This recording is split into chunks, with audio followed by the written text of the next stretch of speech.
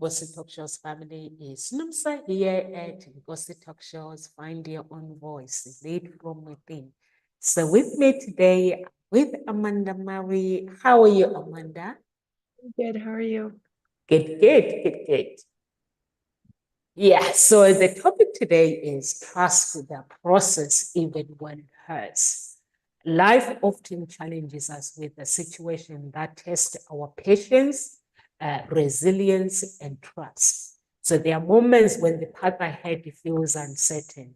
There are moments when the journey becomes so painful. It's in these moments that we are called to trust the process, even when it hurts. Amanda, I stole your topic from your newsletter. I just want to, if you can share with our audience what was on your mind when you actually came up with this topic and wrote your newsletter. Because it is hard. If you tell somebody to trust the process, they will be like, are you kidding me?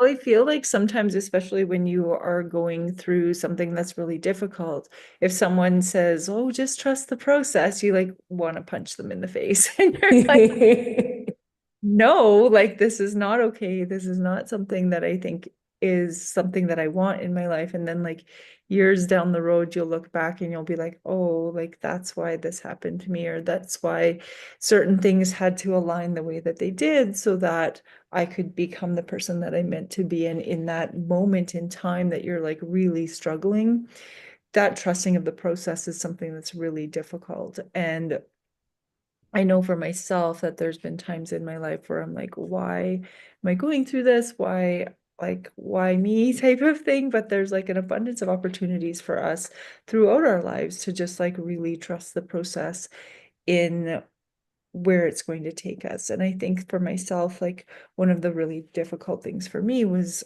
going through a really toxic divorce with a really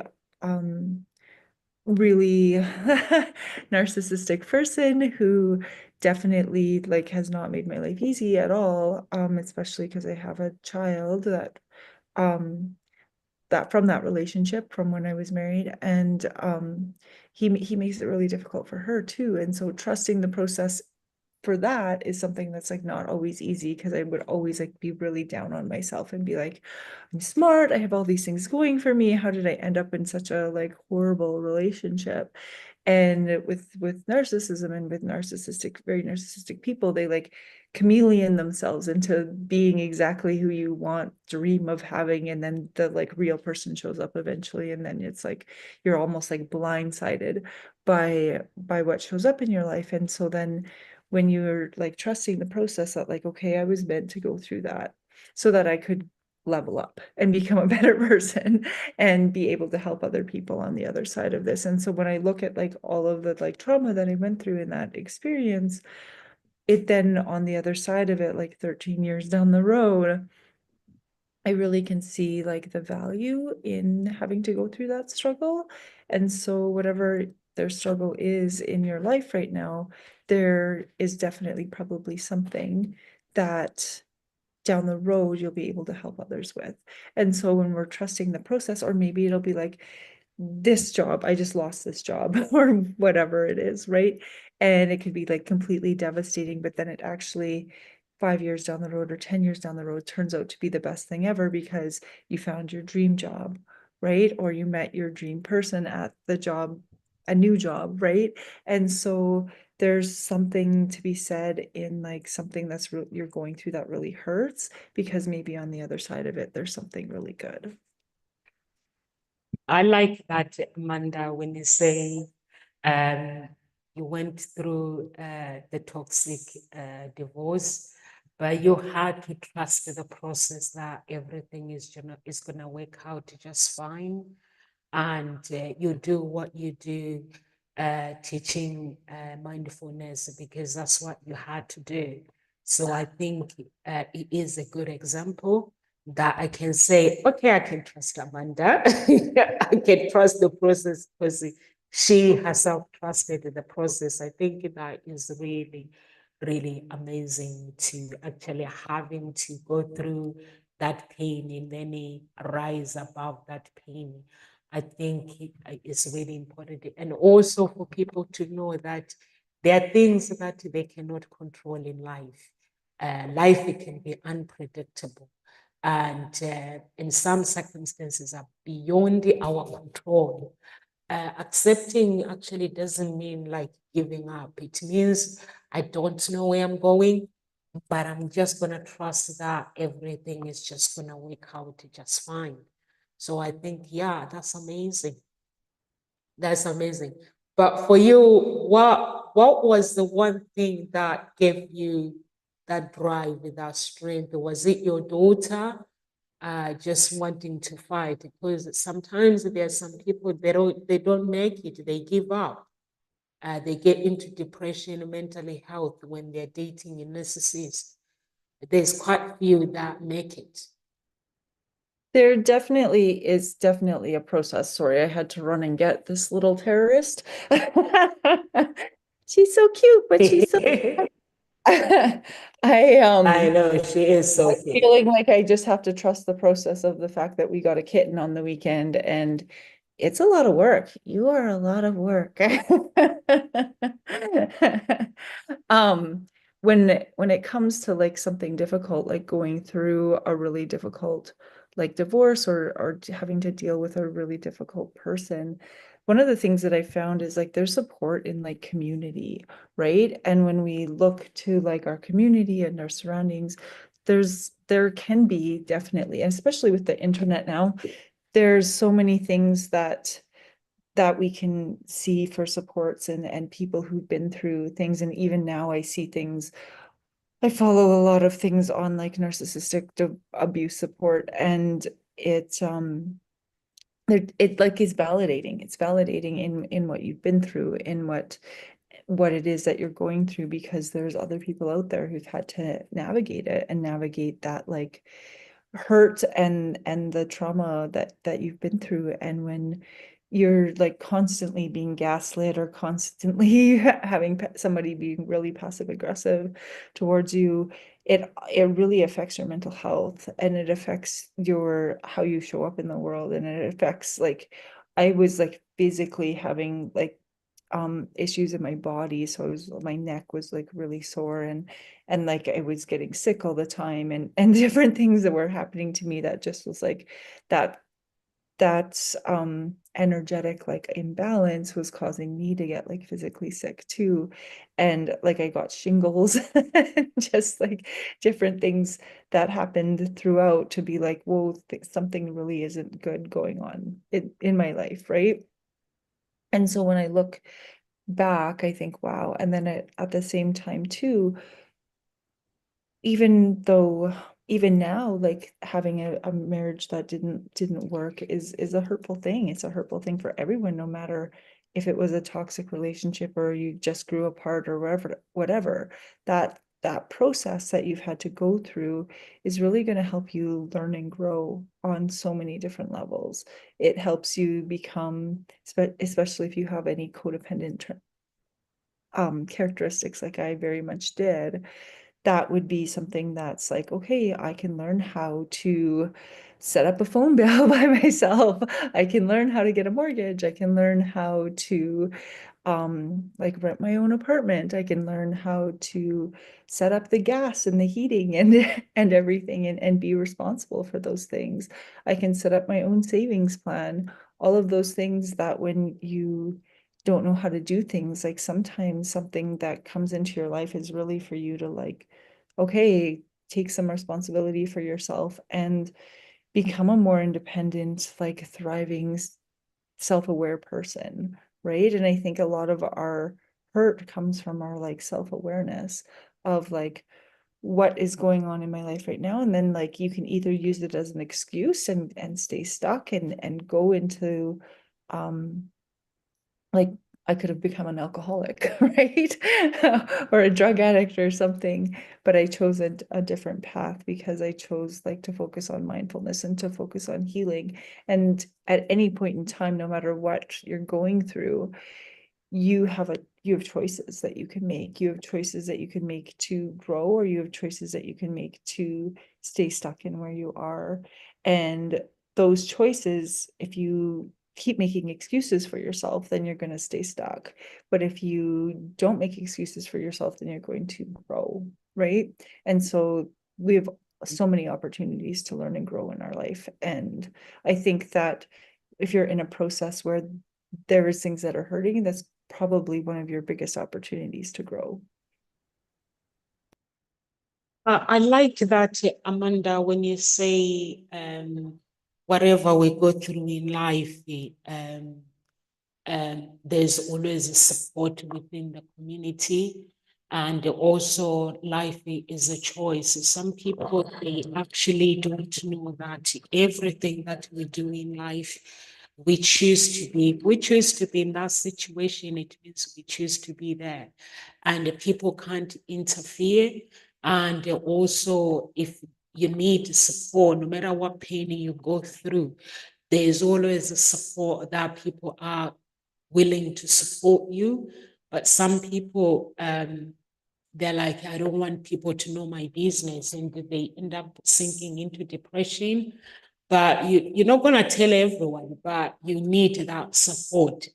And finding support or finding counseling, it does not mean that people are knowing your business. It means you are seeking help. And when you do seek help, um, like yesterday, I wanted to do something. I was trying to submit something at uni and I couldn't do it Monday. And that was my deadline. And I rang the woman and said, listen, I need your help. I can't do this. And she was like, okay, what I will do is I will just give you 5 days extra. I'm just going to do it and approve it now. And when I approve it now, you can just wait and you can just take time and just do it when you've got time. But I was getting so frustrated. If I was that person with pride and I'm like, I don't want to ask her help, I would have just got stressed and not do anything. But it's really, really important to seek help. And also understanding, like Amanda said, that life is a choice. And every challenge that comes with it comes with a lesson when it's presented to us. There's an opportunity for us to grow, so we have to shift our perspective of life. We can see obstacles as a stepping stone rather than roadblocks, or we can actually ask ourselves, what are we learning from this experience? How can this situation help me to grow? And mostly when you go through divorce, if you have children, it's so painful. So you have to deal with that person. If they're narcissist, that means they're in your life because of your child. So you have to pick up, you have to arrange dropping the kids and picking them up.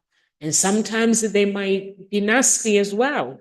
They might even go and be nasty to the kids as well. I've had people having experience where the father started involving the children as well, and that affect a child. So is now, how do you move forward and then plan seeking support? I think it's really, really important. Did you have to do it on your own, Amanda, or did you get support? No, I had a ton of support. I'm really lucky with being a teacher. Like there's counseling through work for like free. So I just at some points I was going like 2 times a week to get the support that I needed, which was, I think, really, really important. I also went to a couple of retreats to help me through some of the things too. But one of the things too is like even just like taking care of yourself daily by like getting exercise or going to yoga or something that's like becomes a like routine for you to like help, that are healthy like habits, right? Is to really build some healthy habits into days that are really difficult. When I remember years and years back, and I wrote about it in my blog, where I was going through something. I don't even remember at the time like what it was, but I remember I was at my massage therapist and I was just talking with him a little bit, and he's like, I want you to just like close your eyes and like think about, will this be a problem in 5 years? And I closed my eyes and I was like, well, no, like this is like a right now problem. And he's like, it's not going to be a problem in 5 years, like just stop worrying about it. Like you'll work through it. It's fine. And that was like the first time I ever was like, oh, like if you can take a step back, if you can like just like really ground yourself and be like, am I going to be struggling with this issue in 5 years? And if the answer is no, then it's not a huge problem, right? It's not something that you can't like navigate and overcome and get onto the other side. And when you can sit with that and be like, okay, then you're like, I've got this for tomorrow, right? I can like, I may not have all the solutions, but at least I know in 5 years, I'm not going to be struggling with the same issue. And I'm going to be able to like brush it off and like pick myself up and go. And so I think when I look at things too, I feel like every difficult event in my life has then like led me to become stronger and be able to navigate other hard things that show up in a better, more grounded and healthier way. Right. And so when we look at things as they come and as we have to navigate them, it's like, okay, when I went through the divorce, these were the skills that I gained. And then we went through COVID, these are the things that I gained from that, right? And when we come out on the other side of something, it's like, oh, we learned all of these things through that really difficult time, right? Now we're learning like, oh, maybe putting masks on children really wasn't a good thing, which I had been saying from day one. That's like besides the point, because I was like, okay, we're not looking at the fact that they're not understanding facial expressions. They're missing out on like speech cues. They're missing out on a whole bunch of learning things. And we're seeing that in the education world where kids are like 2, 3 years behind because of the policies that were put in place for that. And it's like, these were things I was saying at the exact same time that it was going on, but now we have like the research to back it up, which I think is really, really interesting. But at the same time, I was willing to stand up and say things about those things to my principal, to like other people, to be like, I really don't think this is a good choice for kids. And these are all of the reasons why. And if I hadn't gone through what I'd gone through before, I wouldn't have had the confidence to stand up and say what was true for me, right? And so when I look at things too, and like sometimes we go through something difficult to gain confidence. It's especially if you're a really like shy, quiet, reserved person, introvert like I am, then when you go through something difficult, it almost like gives you that confidence that you need to like level up and stand up for something that you truly believe in when the time comes. I really love that, Amanda, when you say every pain that we go through, we learn something in that journey. And you mentioned that through divorce, you wouldn't learn the things, the skills that you have learned, and through COVID, you wouldn't have learned the skills that you have learned. I think it is really, really amazing that people have to understand that when they go through pain, it does not mean that is the end of the world. It does not mean that they have to ignore the pain, but it's just accepting it and just finding a solution, finding that support for somebody to support you. There's always people that are going to be horrible to you, but there's good people out there that will be willing to support you, that will be willing to help you and hold your hands through dark times. And that one person, that two people, I think that is really, really important to have good support, to have good people in your life. But I've met people that they tell me I've gone through this and I've given up. Some of them, they don't even want to date because they've dated the wrong guys. They're like, I don't feel that there's good guys out there. I've given up. And they have given themselves this big list of what men are like out there. And even men, they feel the same with women. They're like, I was talking to this other guy who was like, Nomsa, I just prefer to stay single and masturbate. I was like, are you having a laugh? And he was like, yeah, it's so much stressful. I was like, but you create your own life. If you want life to be stressful, it'll be like that, but you can create a life that you want. So it's just really trusting the process and knowing that wherever you're going, every business person, they trust the process. I don't think there's anyone who has ever taken a step forward and they know the outcome. They know the outcome, the picture of the outcome they desire, but they are trusting the process that that outcome is going to turn out that way, the way they desire. And sometimes it does, but sometimes it doesn't. Do they give up? No, they don't. They will keep trying, they'll keep tweaking, they'll keep doing all sorts of things until that breakthrough, they find the breakthrough. So I think it's really, really important for anyone out there to actually reframe that challenge. And Amanda, how do you practice patience? Practice patience? How can someone practice patience? Because I don't think too many people are really patient when it comes to things and problems when things are not going well.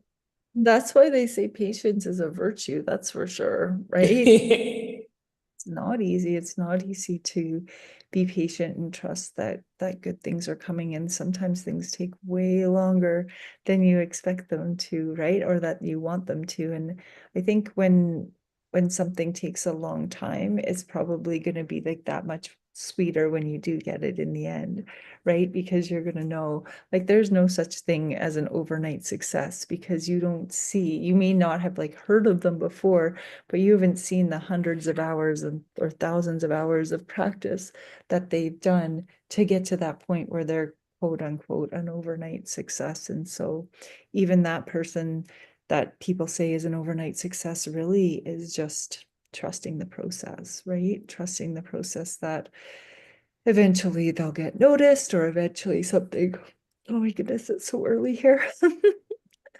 Or they'll eventually like just get their one big break, right? And I think that people who do get their one big break are people who've never given up.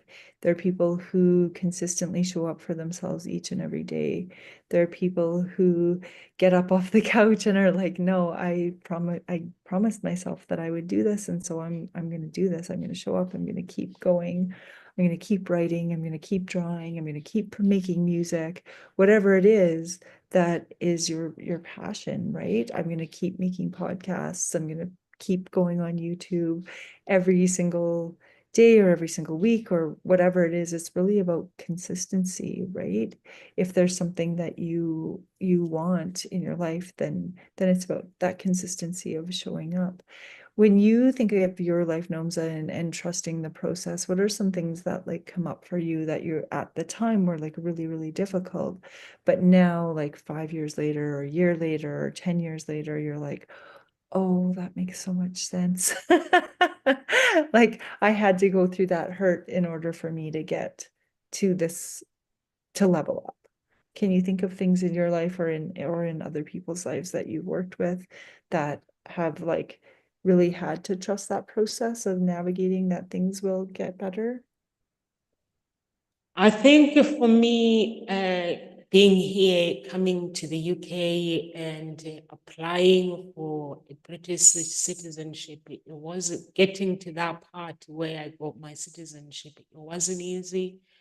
It was really hard, but I had to trust the process, and I had to say out loud what I needed God to do in my life, because the process was so long. So I ended up saying, okay, God, I trust that the Bible says I have to be patient.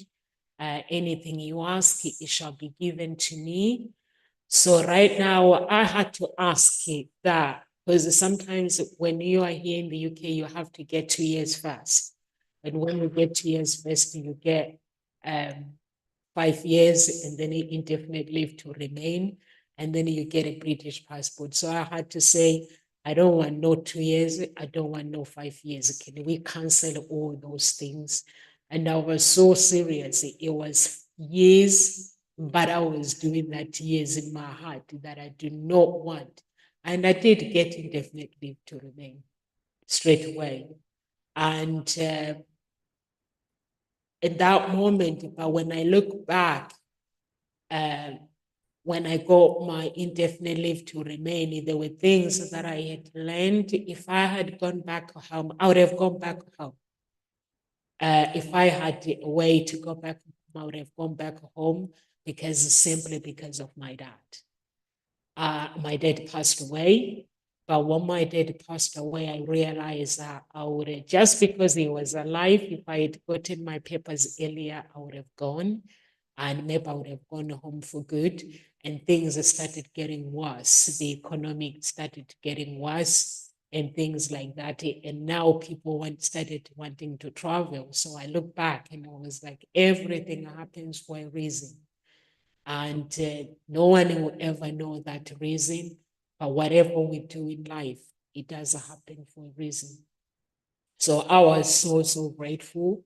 And but after that, when I got my papers, that's when I realized that I've got my kids now. Going back to Africa is not their home, it's my home, but their home is in the UK, so they need to stay with their family. So that was the decision that I decided. But if I had gone home, I would have taken my daughter, would have gone back, bought a house in South Africa, and but she would have been miserable because she wouldn't have been happy. But their families are here, so that's my experience. That's what I've learned. And now when I see people that are in my same story, I share my story with them, and they do that. And that's when I'm realizing that whatever you desire in life, you ask for, you get it. As long as you believe, trusting the process, the invisible. Have you ever been in any situation, Amanda, apart from divorce, where you had to trust the invisible, the process? Yeah, like I definitely think even like when I got into university and then I was like I had my first degrees in political science and I wanted to be either a teacher or a lawyer. And at the time my parents were like, I'm not paying for a political science degree unless you become a like go back and do your teaching and then you can go to law school eventually if you want to. And at that time, I was like, it was actually easier if I wanted to be a high school social studies teacher, it would have been easier for me to go to law school than it would have been to become a high school social studies teacher. And I wasn't sure if I wanted to do elementary or if I wanted to do high school. I didn't want to do the middle school at all. That was like I knew that for sure. But I applied to get in because no matter what, you could, if I wanted to only do high school social studies, then I would have had to like basically have better marks than I would have needed to get into law school. And I was like on the verge of not having the marks that I needed to get into that. So I just applied to elementary because the GPA I needed was a little bit less. And so I got in and I'm really grateful that I became an elementary school teacher because I don't think I would have liked high school at all, like now looking back. And so like trusting that process of like, I can say for sure that me being in elementary school is like where I'm meant to be as a teacher because having things like separated into blocks and not seeing the interconnectedness of everything is not something that I'm interested in at all. I love teaching elementary school because I can weave math and social studies and science and art all together and I build relationships with the kids all day and we have an entire year together to explore and learn and grow and I get to really get to know those like 20 to 30 amazing children for an entire year. Whereas if I was teaching high school, I would have like rotating blocks of kids and you'd see like 100 of kids a day. And that's just not me. I'm very much a like relationship building person. and keeping like my circle small. And so when I look back now, I'm like, wow, like I'm so grateful that I was worried about my marks being not quite good enough to get in to be a high school social studies teacher. And that I just like trusted the process and became an elementary school teacher, because I still got like a K to 12 degree where I could teach anything kindergarten to grade 12. But just like getting my foot in the door was like, okay, I'm going to make sure that I get my foot in the door. Right. And so I remember at that time too being really, really worried that like, what if I don't get in? I have no backup plan. I have no, like, what am I going to do if I don't become a teacher? I'm like, I guess I go to law school. But at the same time too, like my boyfriend at the time was going to law school, and I watched him go through it, and I was like, this is not something that I want to do ever. And when like getting out on the other side of that, I'm like, oh, like I've had that experience where I realized that like that something that I really thought that I wanted wasn't something that I wanted in the end. And the only time I've ever like been like, oh, I wish I would have become a lawyer was going through my divorce, because that would have made it a lot cheaper for me. But then also like during the pandemic, because I was like in Canada, at least there were so many violations of our Charter of Rights and Freedoms and just like the rule of law in general, that I was like, I wish I had had a law degree just to like call out the government on all and businesses that were violating people's basic human rights. And so that was something that I was like, those are the only longings that I've ever had, to like really wish I had gone to law school. Whereas like having a daughter and being a teacher, like it's really the best job, so that I can like be home with her, but then also like bring in money to be a single mom and take care of her by myself. And so that's something where I'm like, I have the best career that I could possibly have as a single mom, because I have the same time off in the summers as her, and like we really have can I don't miss out. I don't miss out as much as I would have being a working mom if I had taken up a different career, right? And so I look at that process of like where I was when I was like 19 and 20, like trying to decide what sort of career to take. And then now in my 40s being like, oh, like I definitely trusted the process that like led me to teaching and led me to elementary school teaching. And that in that space, I really excel. And I trusted the process of like not like forcing myself to go to law school, because even when I've like represented myself a number of times against my ex-husband, and even the like arbitrator in the case was like, you did a really good job of representing yourself. And I was like, well, I did want to go to law school, but I ended up staying as a teacher, and these are the reasons why. And she was like, you would have been a good lawyer, but you picked the right career. She's like, I wish I wasn't a lawyer. Like she's like, as a mom, like being a teacher is such a good profession to be a mom. And I that made me feel better, right? Because I was like, yay, like I could have done I could have done law school and been really good at it. But I'm really happy in the space that I am in right now. And I think that's something that we can look back on 20 years later, right? Like I look back on that 20 years later, and I'm like, I did pick the right career for me. Maybe not financially, but like holistically, yes. So yeah. I think as long as you do things that you love, I think that's what is really, really important, to be able to save people and doing the job that, like, every time, Amanda, when you speak about your career, you speak with grace. I have never met such a person who speak about their work with grace. Sometimes when you ask people about their work, oh my God, you just have to go and make yourself a hot chocolate, or you just have to get something. So you just prepare yourself. They don't like what they do. So most of people, they don't like what they do, but you love what you do, which is really, really important. You have to trust that you will get there no matter what. And you do it. And hi, Helen. You do it regardless of what, as long you know what you want. and the how, it doesn't matter how you're going to get there, is going to sort yourself out. For me, when I make a decision, I never think about the how. I just go for things and I just trust the process and trust God that He will handle the situation as long I implement. And I believe that um, if you have that mindset and you know exactly what you want, are you watching the cat? Amanda, can see you keep looking.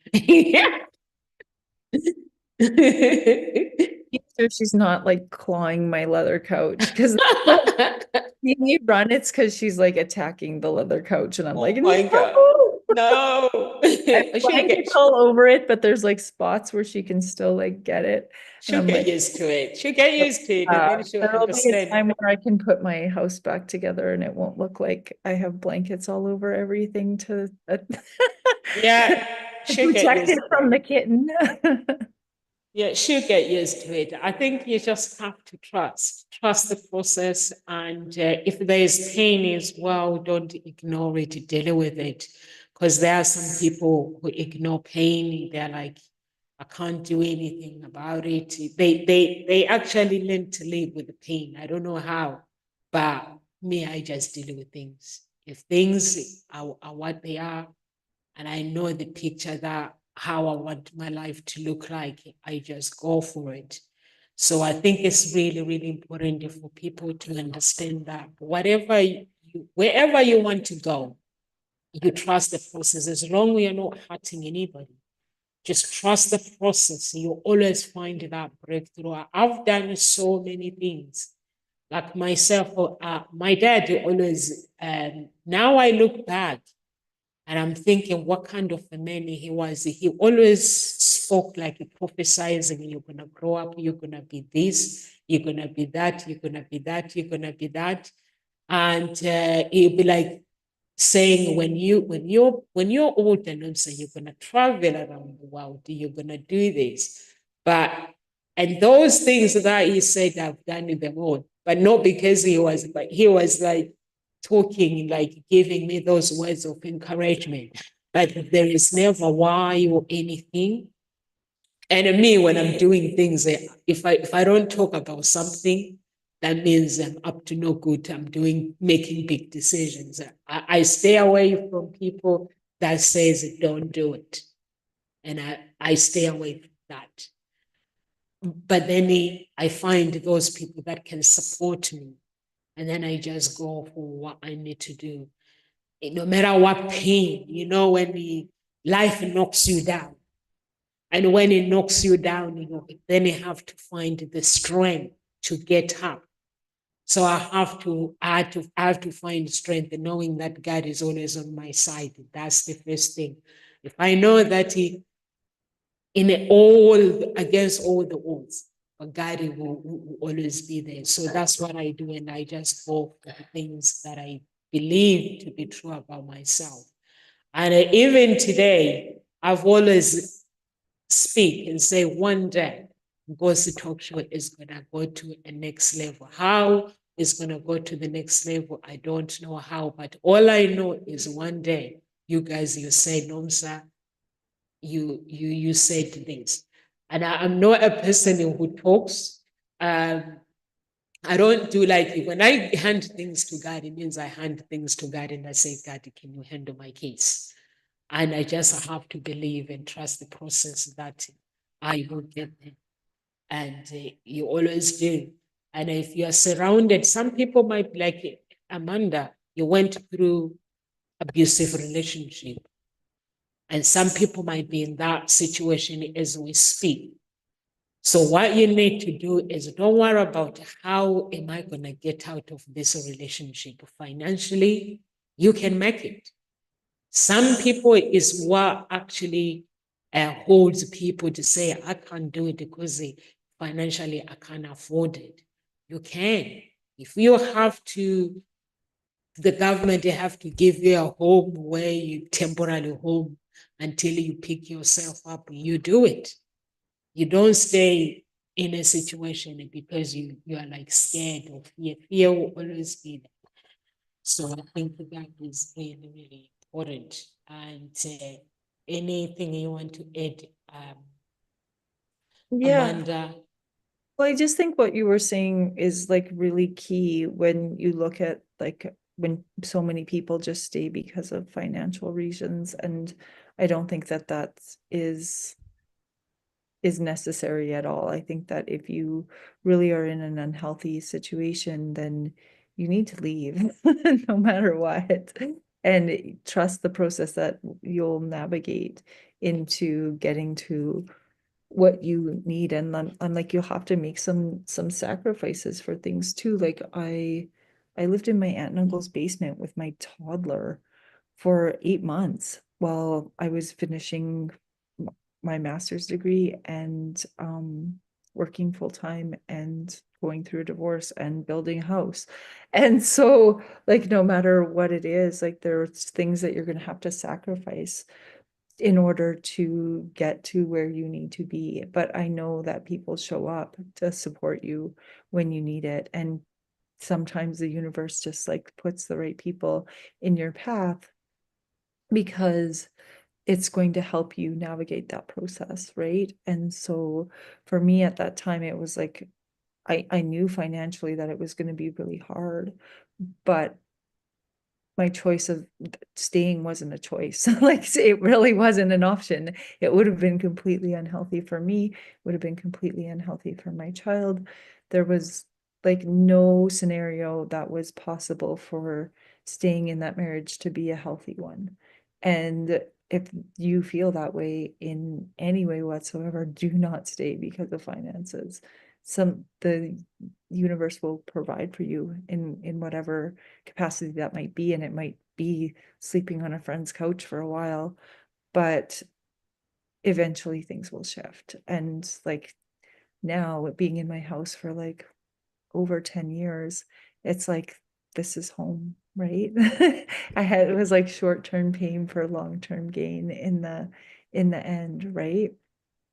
And I have this like beautiful oasis of a place that I never would have had if I would have been too scared to leave. And I think that that's something that we really, when we're trusting the process, no matter how difficult something may be, if you know in your whole soul of souls that something isn't right, then you need to take action and change it. And I think that's something that sometimes we know something isn't right, but we stay anyways because it's comfortable. And but really that's just going to send you into a more pain because you're like fear of the unknown is worse than like the devil is like better than the unknown. And I don't think that's the case. I think that stepping into the unknown is sometimes really the best scenario for you no matter what. Yeah, I think that is really, really important when you say you've been in your home for 10 years and you had to go and live in a basement, but you knew you had to trust the process and you knew some people will be like, "Yeah, I'm not doing that, I can't do that." They'll be like, "Oh, if I do that, people will be laughing at me." You'll be surprised what people do. They worry about people. Any advice, Amanda, with people that worry about people? You gotta not worry what people think at all.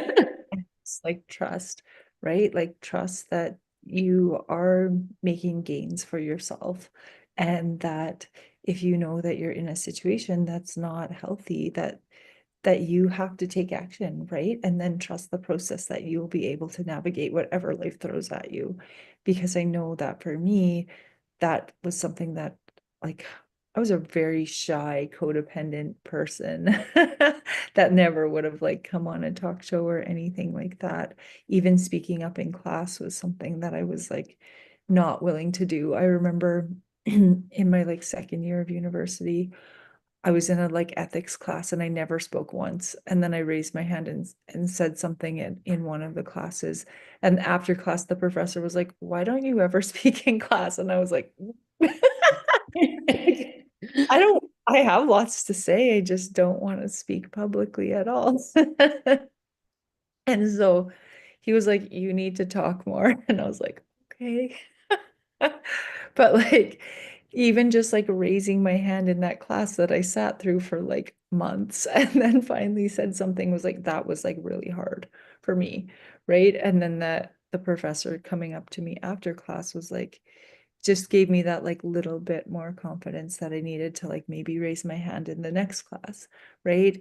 And then the next class and then the next class, because I always just like sat there silently and then wrote my papers and like did well in the classes, but like any class that was like, you have to participate, I didn't do so well in because I didn't like participating. I just liked to like be a wallflower and just like listen because I'm an introvert. And so whatever it is that your process is, eventually trust that even something as little as like raising your hand in class because you're shy can eventually like shift things, right? Like it definitely, that professor coming up and talking to me after class like shifted something for me because I still remember it to this day. I remember what ethics class it was. I remember what we were talking about. Like it's just like that sticks out in my head as something that's like shifted energetically in me because of that one incident so many years ago.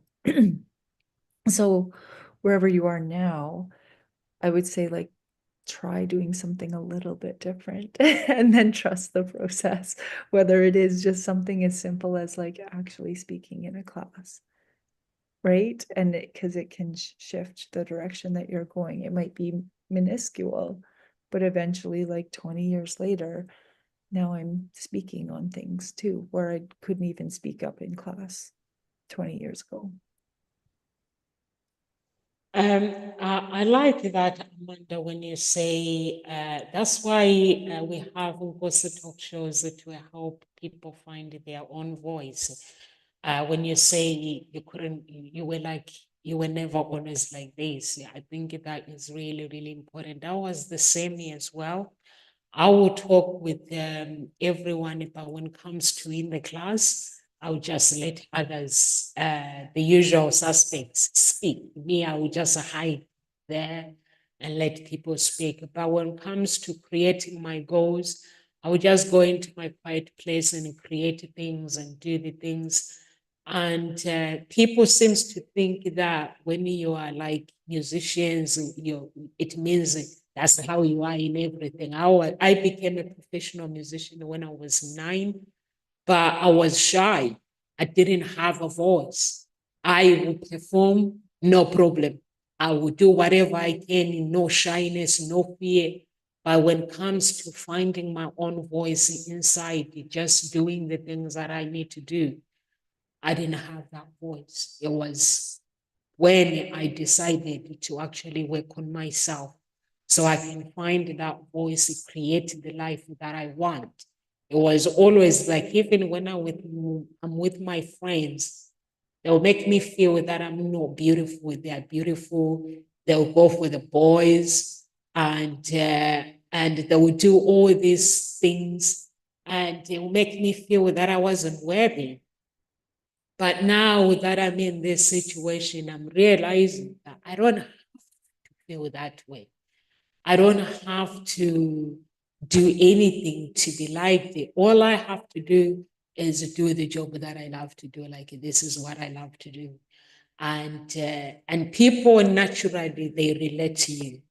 If you've been in that situation, they will relate to your story and do what they have, what they want to do. Like, you're a teacher, and when you come here, this is the same thing. You're still teaching, you're still doing the same thing. So one day you might be a full-time speaker, you're still teaching, you're still in your field. So our job has an open impossibility of the things that we can do. So we don't have any like fear. So even when it hurts, just get up and do it. When people don't believe in you, there's two people that believe in you, which is God, who you call it the universe, and you. You still believe in yourself, and you still show up for yourself. Amanda, you mentioned before that you're showing up for yourself. I think that is really, really important. Do you have anything you want to add, Amanda, before we conclude to this today?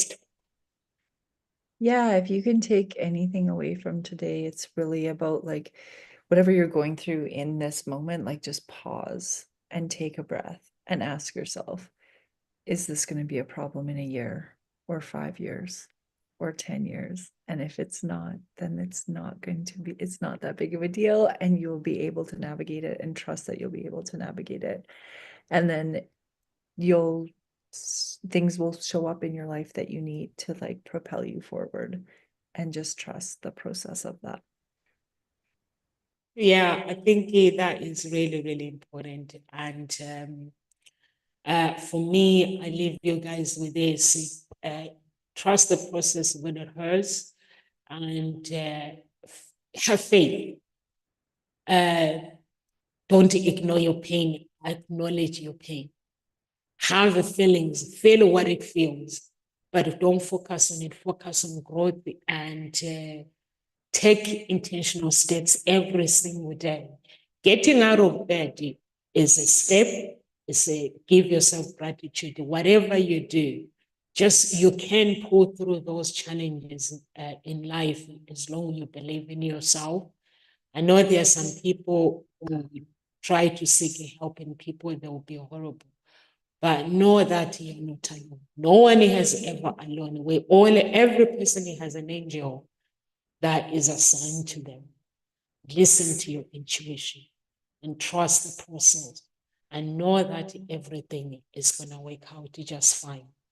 And guys, God bless. If you're watching us from YouTube, Twitter, or Facebook, please do share our video, or LinkedIn, share the video, and join the group. We have 2 groups, Nkosi Talk Shows and Unique Billionaire Mindset. Join those groups. And if you're looking for love, and if you're looking to find your own voice, lead from within, go to the website.